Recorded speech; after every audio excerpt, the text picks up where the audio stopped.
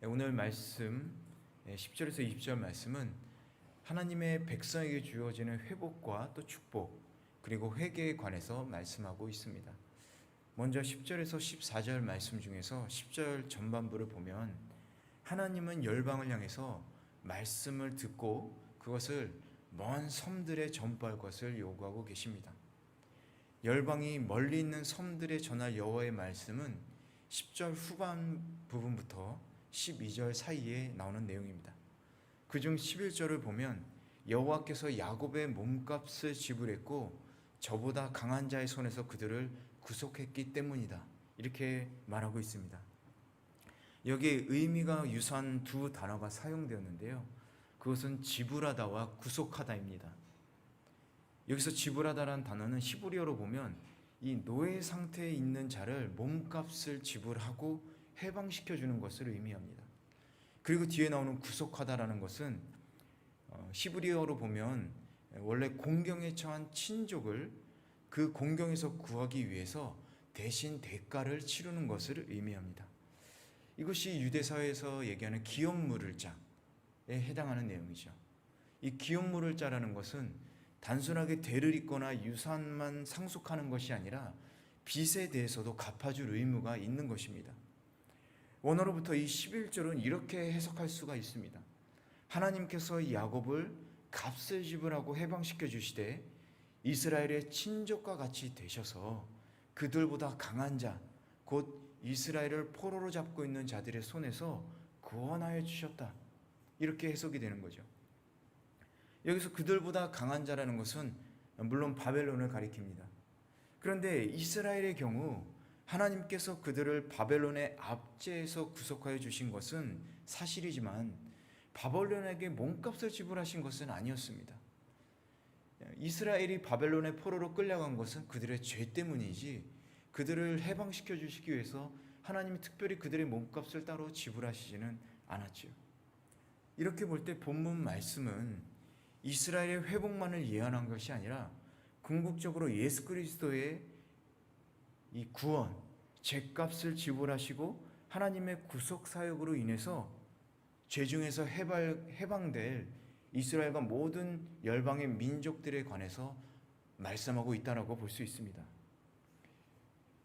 우리는 모두 하나님께서 구속하시기 전에는 죄의 노예였었지요. 우리는 죄의 억압으로 신음하여 살고 있었고 죄의 종노릇으로부터 벗어날 길이 없었습니다.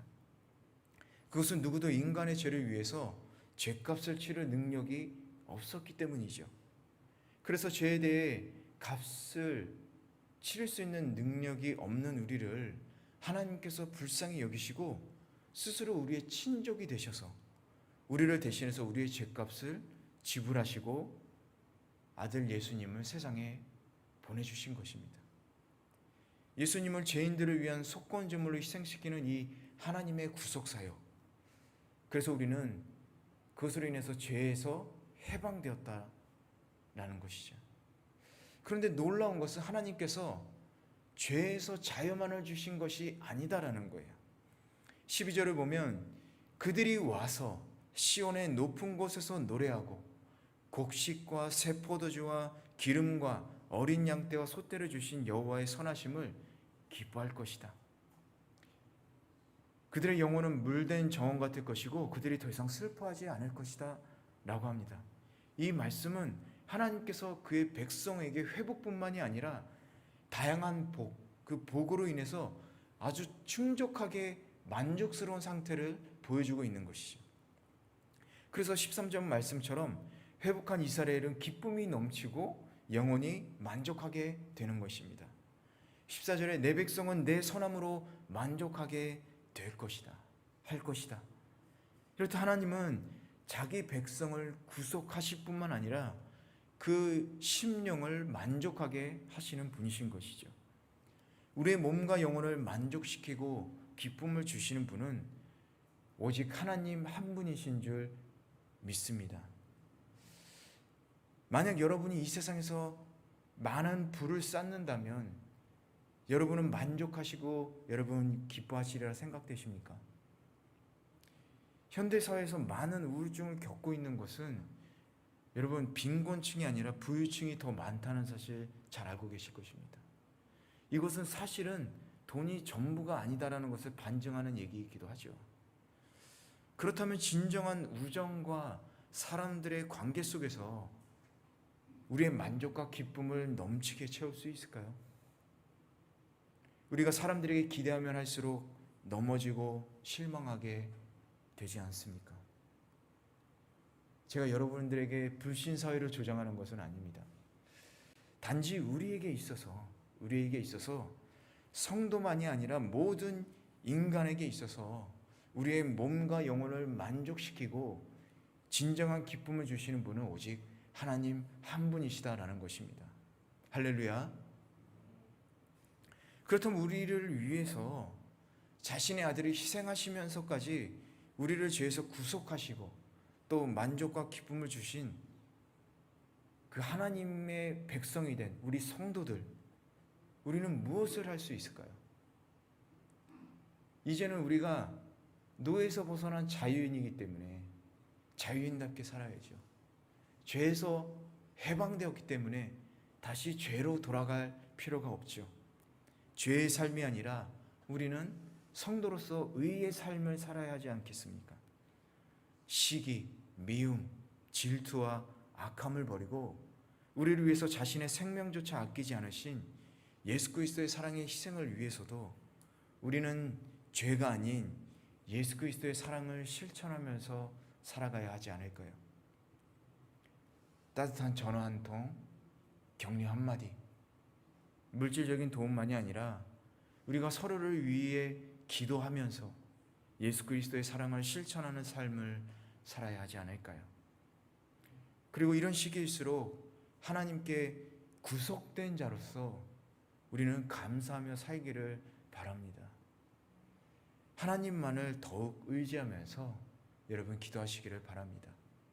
그럴 때 우리를 만족시키고 그리고 기쁨을 주시는 하나님의 은혜와 사랑이 여러분에게 넘치도록 부어질 것입니다. 계속해서 15절에서 17절 말씀 보도록 하겠습니다. 시작. 이렇게 말씀하셨다. 라마에서 한 소리가 들리니 애곡과 몹시 우는 소리다. 라헬이 그녀의 자식으로 인해 울고 있다. 그녀의 자식으로 인해 위로받기를 거절하니 이는 더 이상 자식이 없기 때문이다. 여호와께서 이렇게 말씀하셨다. 내 목소리를 삼가서 울지 말며 내 눈을 삼가서 눈물을 흘리지 마라. 이는 내일이 보상받을 것이기 때문이다. 여호와의 말이다. 그들이 대적의 땅에서 돌아올 것이다. 그래서 내 미래에는 소망이 있다. 여호와의 말이다. 내 자녀들이 그들의 영토로 돌아올 것이다. 15절에서 17절은 포로로 끌려가는 자식으로 인해서 통곡하는 어미를 위로하는 형식의 선민 포로에 대한 약속을 말하고 있습니다. 라마에서 한 소리가 들리니 애곡과 몹시 우는 소리다. 라헬이 그녀의 자식으로 인해 울고 있다. 그녀의 자식으로 인해 위로받기를 거절하니 이는 더 이상 자식이 없기 때문이다. 이 15절 말씀은 하나님의 백성이 이방 땅으로 포로로 끌려감으로 인해서 어머니들의 슬픔을 비유적으로 표현한 말씀이기도 합니다. 라헬은 야곱의 네 아내 중에서 둘째 아내였었죠. 그리고 가장 사랑했던 아내였습니다. 그리고 이스라엘 자손들의 조상이고 또 어머니를 상징하죠. 그리고 그녀가 라마에서 슬퍼하며 애곡한다라는 것은 라마에 그녀의 무덤이 있었을 뿐만 아니라 유다 백성이 바벨론 포로로 끌려가는 그 길목에 이 라마를 지나가게 될 것을 염두에 두었기 때문에 그렇습니다. 그런데 16절에서 하나님은 라헬을 향해 애곡하지 말아라라고 명령을 하시는 것이죠. 그 이유는 17절 말씀에 기록되었듯이 미래에는 소망이 있는데 그 소망은 자녀들이 그들의 영토로 돌아올 것이기 때문입니다. 여러분, 이 얼마나 위로가 되는 말씀입니까? 자식들이 돌아올 수 있다는 소망만 있다면, 그들에게 있었다면 그녀들은 그렇게 슬프게 울지 않아도 되었던 것이죠. 자식들이 다시 돌아올 수 있다면 그들은 그 슬픔을 견딜 수 있었을 것입니다. 오늘을 사는 우리 성도들도 쉽게 죄를 짓습니다. 때로는 그로 인해서 유다 백성들이 하나님의 심판을 받아서 기근과 이방 나라의 포로로 끌려갔던 것처럼 오늘 우리 성도들도 이 세상에서 많은 인생의 질고를 겪을 때가 있습니다. 그리고 그러한 인생의 질고는 우리는 버림받아서 구원에 이르지 못한다, 그렇게 보이기도 하지요. 그러나 여러분, 오늘 성경 말씀은 뭐라고 말씀하고 계십니까? 바벨론의 포로로 끌려가면서 절망하며 이제 끝이다라고 생각하는 유다 백성들에게 회복의 소망이 있다라고 말씀하고 계시는 거예요. 마찬가지로 우리에게도 구원의 소망이 있다, 그리고 이 인생의 질고에서 소망이 있다라고 주님은 말씀하고 계시는 것입니다. 사람의 끝은 하나님의 시작입니다 라는 책을 보면 이렇게 써 있습니다. 하나님은 끝을 끝내시고 실패를 실패하게 하시고 절망을 절망하게 하시고 사망을 사망케 하십니다. 모든 끝 너머에는 시작이 있다는 걸 알아야 합니다. 죽음 너머에는 생명이 있으며 절망 너머에는 소망이 있으며 고통 너머에는 충만한 기쁨이 있음을 믿고 또 바라볼 수 있어야 합니다. 사람이 끝이라고 생각하는 곳이 하나님이 시작하는 곳입니다. 이렇게 책에 써 있습니다. 세상 사람들이 말하는 끝이 성도들에게는 시작이고 소망의 자리가 되는 것입니다. 이것이 믿는 성도들과 믿지 않는 성도들의 큰 차이인 것이죠. 그렇다면 우리는 절망 가운데서 어떻게 해야 할까요? 질고 가운데서 어떻게 해야 하겠습니까? 절망을 이기고 하나님의 소망을 붙들어야 하겠죠. 지금 처한 상황이 여러분 절망스럽다면 하나님께서 이제 시작하시는구나, 이렇게 여러분 믿으시기 바랍니다. 우리는 지금 어려운 시기를 보내고 있습니다. 경제적인 어려움, 그리고 코로나로 인해 두려움이 많이 있습니다. 그런데 여러분 한번 잘 생각해 보시기 바라요. 코로나뿐만 아니라 과거 2003년에도 중국에서 발생한 이 호흡기 증후군이 있었죠. 사스라고 하죠. 사스. 이로 인해서 엄청나게 많은 사람들이 죽었습니다. 그리고 치사율이 10%가 넘는 아주 무서운 전염병이었죠. 2009년에는 신종 플루라는 전염병이 전 세계에 퍼졌습니다. 2015년에 중동호흡기 증후군 메르스라고 있었죠.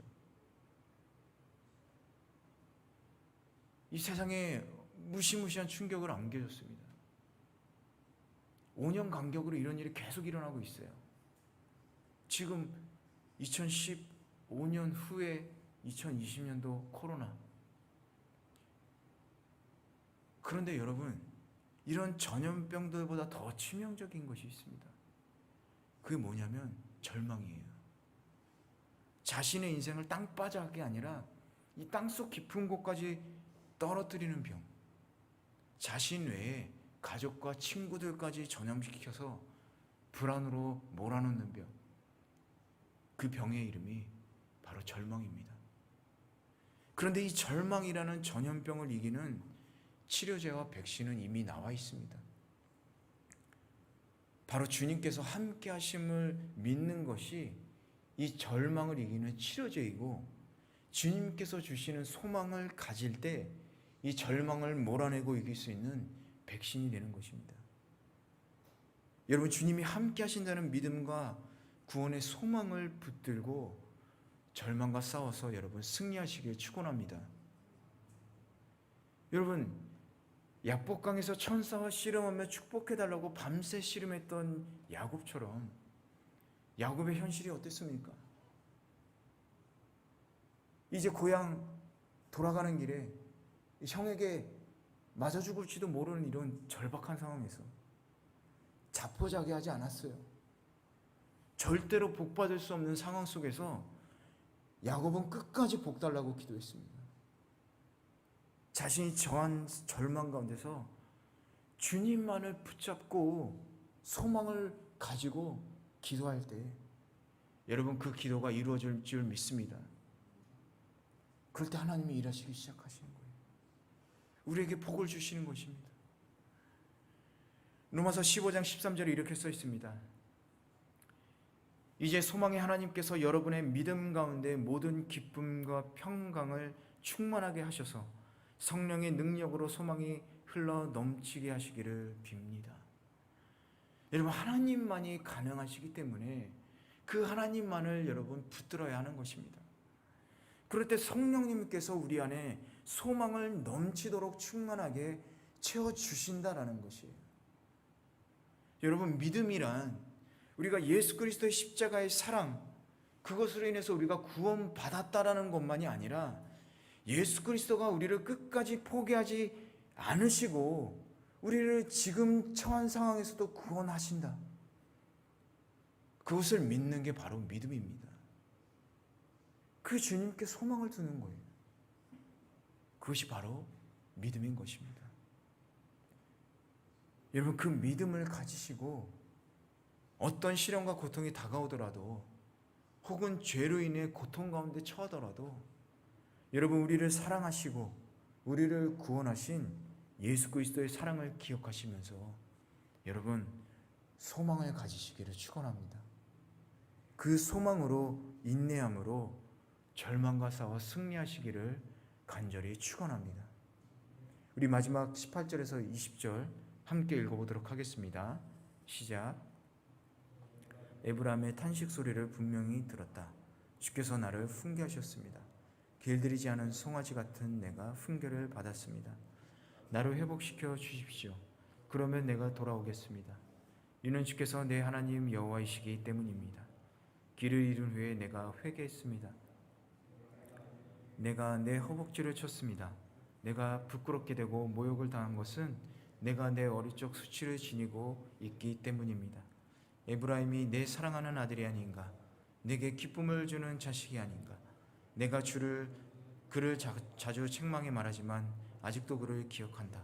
그러므로 내 창자가 그로 인해 고통을 받으니 내가 분명 그를 긍휼히 여길 것이다. 여호와의 말이다.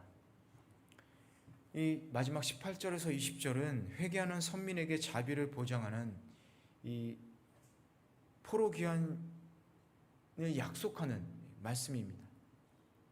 여기에 보면 하나님께서는 먼저 선민이 하나님의 징계를 받아 이방 땅의 포로가 된 후에 자신들의 죄를 뉘우치고 회개하게 될 것을 현재 시제를 사용해서 말씀하고 계시는 것입니다.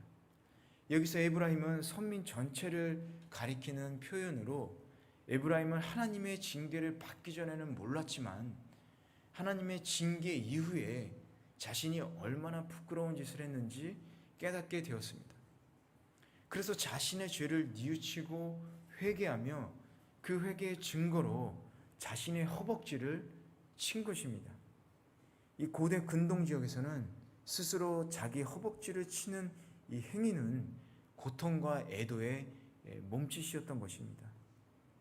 즉 포로로 끌려간 선민, 바벨론 땅에서 자신들의 죄를 깨닫고 큰 부끄러움과 고통을 느끼며 자신들의 죄와 또 그로 인한 자신들의 처지에 애도하며 회개하였던 것이죠. 그러자 하나님께서는 이에 대해서 에브라임이 내 사랑하는 아들이 아니냐 이렇게 얘기하십니다. 내게 기쁨을 주는 자식이 아닌가. 내가 그를 자주 책망해 말하였지만 아직도 그를 기억한다. 그러므로 내 창자가 그로 인해 고통을 받으니 내가 분명 그를 긍휼히 여길 것이다. 이렇게 말씀하십니다. 내 창자가 그로 인해 고통을 받으니 이것은 사랑하는 자로 인해서 이 솟구쳐 오르는 주체할 수 없는 사랑을 표현하는 표현인 것입니다. 그 감정을 나타내는 것이죠. 여러분 하나님께서 택한 백성 하나님에게 있어서 자식과 같은 회개인 것이죠. 우리가 회개하고 주님께 돌아가는 것을 주님은 애타게 기다리시고 돌아온 저희들을 책망하는 것이 아니라 기쁨으로 받아준다는 것입니다. 마지막으로 성 제롬에 대한 얘기를 끝으로 마치도록 하겠습니다. 성경을 처음 라틴어로 번역한 성 제롬이란 이분은 어느 날 기도하고 있을 때 예수님께서 나타나셨다고 합니다. 제롬은 밝게 빛나는 주님의 모습을 보고 너무 기뻐서 이렇게 얘기했다고 합니다. 사랑하는 주님, 제가 정성을 다해서 주님께 선물을 드리고 싶습니다. 무엇이 주님께 가장 기쁜 선물이 될까요? 그러자 주님은 미소를 지으며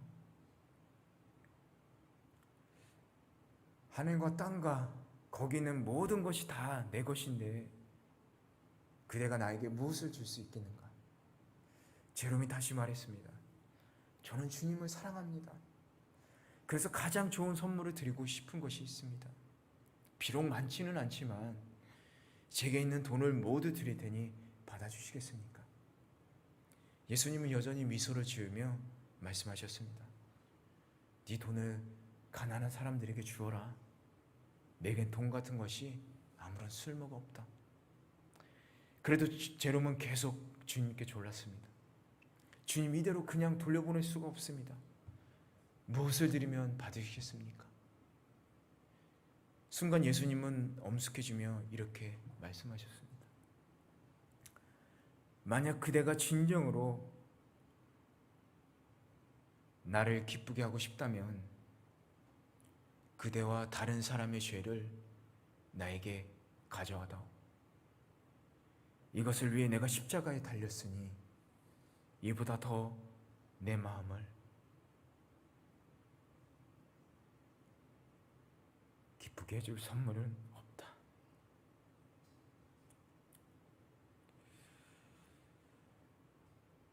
오늘도 주님께서는 우리가 회개의 자리로 나오기를 애타게 기다리고 계십니다. 회개하고 돌아온 죄인된 자녀를 하나님께서는 기다리시고 또 기뻐 맞아주시고 죄로 인해 더러워진 우리를 깨끗하게 씻겨주시고 다시 그 아버지의 기쁨의 자리로 우리를 맞이해 주시는 것입니다. 오늘 그 기쁨의 자리에 저와 여러분이 함께 참여하기를 축원합니다. 또한 우리의 사랑하는 이웃과 형제 자매들에게도 회개의 기쁨이 열려 구원의 길을 여는 그 일에 여러분이 쓰임받기를 간절히 축원합니다.